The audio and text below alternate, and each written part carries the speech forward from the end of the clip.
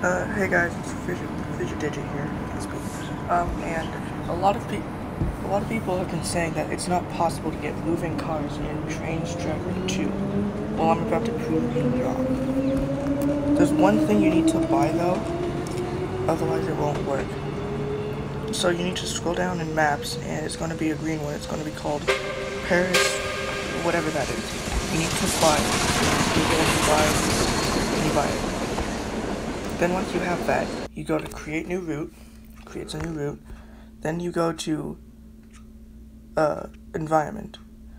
You press that, then you press edit route. You can name it if you want, and then you change the default you add a region of France, and you change it to France. You press the check mark. Then you go back and find a spleen, and you choose any road spleen pretty much. I will do road with sidewalk, and then you place it all down. Usually you have to do 2 spleens, and then a car spawns in. In this case, it's a police car. It's backwards, but oh well. And so, the more spleens you have, the more cars will spawn in. As you can see, you get the idea. And they'll drive, they'll spawn in at either end. So let's get rid of some of this. I'm gonna change to use. I'll show you what they do with crossings.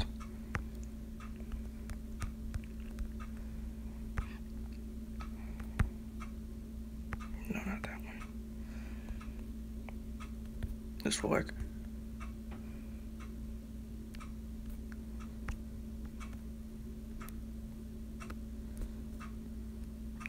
You have to get CN Holly sub or whatever it's called for these types of crossings. From my point of view, they're the best because they work with cars the best.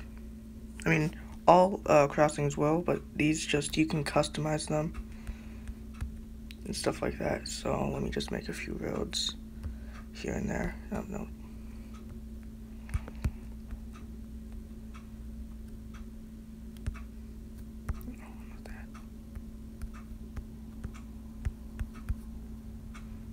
Just want to make enough so you can have a few cars going here and there. And I want to make more track.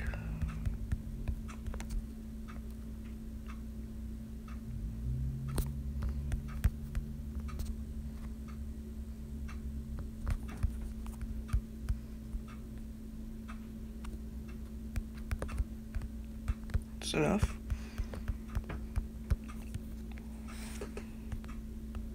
Place down an engine.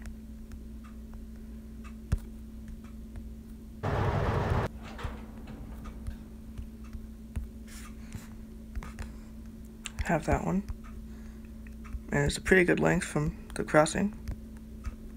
Oh, and before I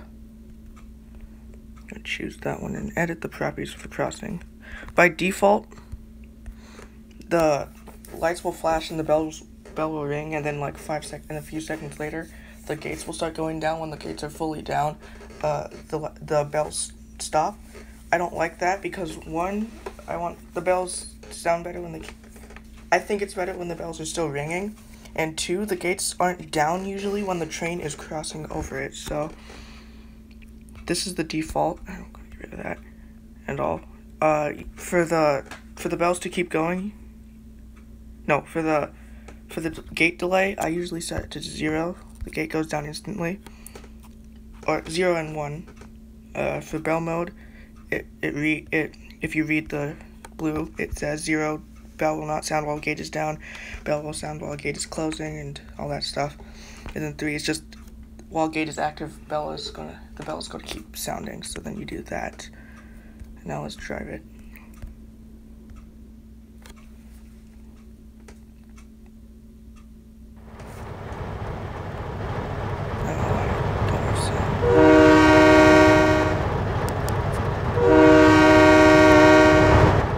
So I'm gonna watch the crossing and just get it going slowly.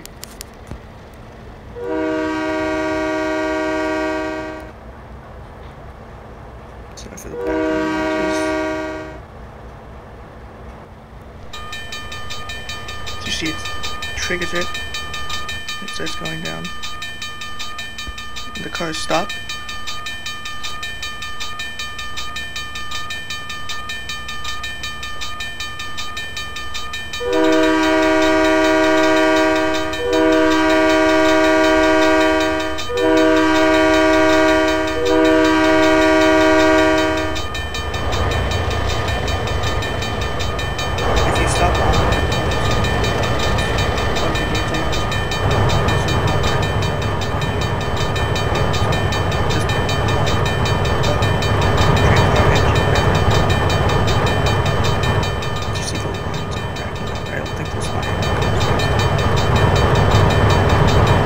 Trust me, the horns small.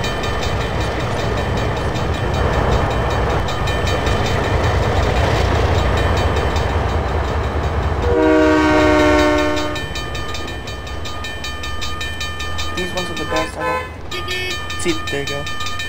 See, and the train's gonna fall off, and then they go up. The default ones, yeah. The default crossing gates that the game adds in, from my point of view, suck. The bells are always ringing, even if nothing's happening or no engine is near, which is weird. So they work with the cars, no problem. So that's a plus.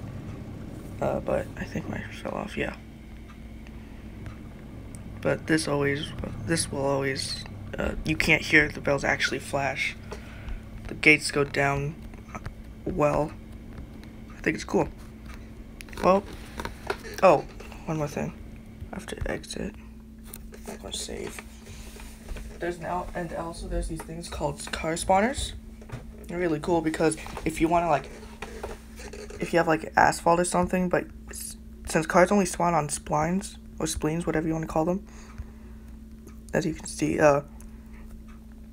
you have to, and you want like an asphalt parking lot or something like that, and you want cars to move around on it, there's this really convenient thing called road car spawner. There's two depending on the crossing.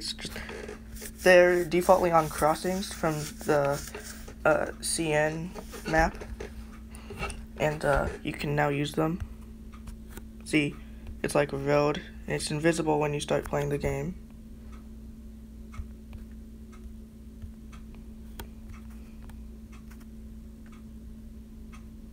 So like we have a circle, let's pretend that's a parking lot right there, and you just want to circle to make it look better. You can do that, and they're invisible to the game when you're playing. It's kind of like Invisible Road. So yeah, I don't think you can actually put, no. But yeah.